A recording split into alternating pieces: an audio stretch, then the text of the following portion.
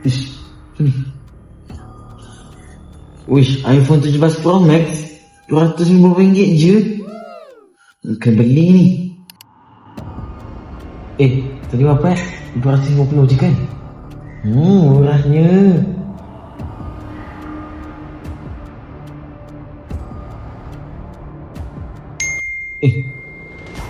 Apa pesan ada?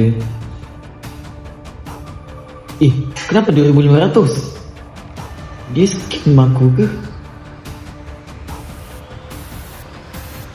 Aduh, biar duit aku macam ni kena scam.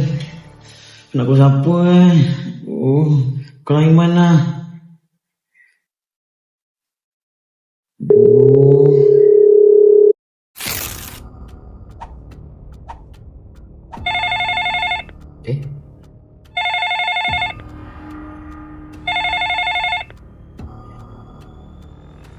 Hello, Assalamualaikum. Hello Man, tadi aku kena scam tu. Kau boleh tolong aku tak? Apa? Nak minta tolong? Boleh. Okey. Aku buat kelas tau. Datang tau. Okey. Sekejap lagi aku sampai sana.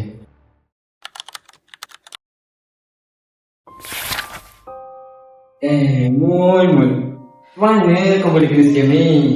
Cuba ceritakan kronologi ni. Aduh, tak. Tadi aku buka laptop, scroll. Pas aku jumpa satu poster ni. Uish. Kau nampak kan?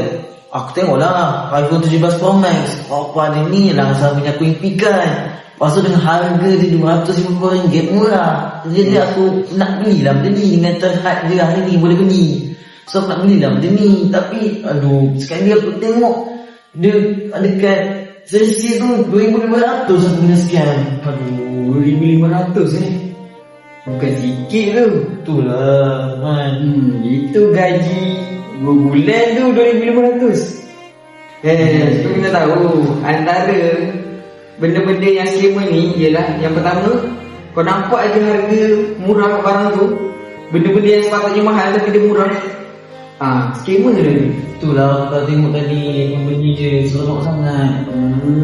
Okay, yang kedua, dia punya URL link dia agak pelik. Jangan tekan. Yang ketiga, bila nampak je ayat dia macam paksa-paksa suruh beli segera, itulah antara tanda-tanda. Man.